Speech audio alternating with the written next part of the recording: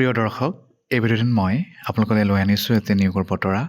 এই নিয়োগৰ বতৰা জড়িত হয় অসম চৰকাৰৰ অধীনত থকা office of the district legal services authority তিনিচুকীয়াৰ আণ্ডাৰত ওলোৱা চাকৰিৰ বিষয়ে।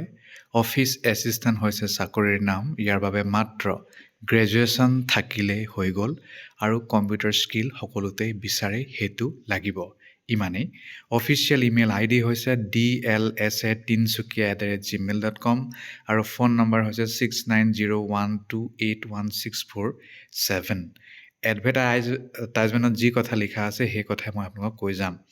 Applications are invited in standard form as publish in Assam gazette part 9। Assam gazette part 9 form standard application form হয়। গুগলত উপলব্ধ, সেইটোকে প্ৰিণ্ট আউট কৰি আপোনালোকে ফৰ্ম ফিল আপ কৰি পঠিয়াব লাগিব। দুটা পদ খালী হৈছে অফিচ এছিষ্টেণ্টৰ, আৰু পঠাই দিব লাগিব office of the district legal services authority Tinsukia. Application start হ'ব 10 ফেব্ৰুৱাৰীৰ পৰা, 10 বজাৰ পৰা, তাৰ মানে আজিৰ পৰা ষ্টাৰ্ট, শেষ হ'ব 12 মাৰ্চ 5 বজালৈকে। গতিকে বহুত টাইম আছে, এপ্লাই কৰক। ইয়াৰ বাবে শিক্ষাগত অৰ্হতা চাওক। Educational qualification graduation in any discipline, যিকোনো বিষয়ত গ্ৰেজুৱেশ্যন আপুনি কৰা হ'লেই হ'ল আৰু একো ইয়াত বিচৰাই নাই। আদাৰ স্কিল আপোনালোকে কম্পিউটাৰত ৱৰ্ড প্ৰচেছিং স্কিল পাৰিব লাগিব, আৰু গুড টাইপিং স্কিল, আৰু ডিক্টেশ্যন লোৱাৰ ক্ষমতা, প্ৰেজেণ্টেশ্যন বনোৱাৰ ক্ষমতা, ফাইল মেইনটেনেঞ্চ আৰু প্ৰচেছিং নলেজ, ৱৰ্ক এক্সপিৰিয়েঞ্চ যদি থাকে আৰু প্ৰিফাৰেঞ্চ পাব, আৰু একো নাই। চেলেৰি খুব ভাল। আপোনালোকে চেলেৰি অফিচ এছিষ্টেণ্টসকলে 18,000 টকাৰ পৰা 25,000 টকা লাভ কৰিব, কিন্তু সেইটো কম বেছিয়ে হ'ব বাৰু, কমটো নহয়, সেইটো নিয়ম আছে, সেই নিয়মতে হ'ব। আৰু বয়স 18 পৰা 40 বছৰ বয়সৰ ভিতৰত, বাকী য'ত যি ৰিলেক্সেশ্যন পাব লগা আছে পাব।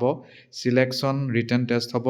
কমন ৰিটেন টেষ্ট 2 ঘণ্টীয়া 70 মাৰ্কৰ, general English 20 mark, Asomiya 20 mark, general knowledge আৰু এপ্টিটিউড 30 মাৰ্ক, আৰু 1:5 মতে মাৰ্কশ্বিটটো যোনে যি মাৰ্কছ পাইছে সেইমতে কেণ্ডিডেটক মাতিব। আৰু ষ্টেজ 2 হ'ব কম্পিউটাৰ স্কিল টেষ্ট, গতিকে প্ৰেক্টিকেল কৰি দেখাব লাগিব।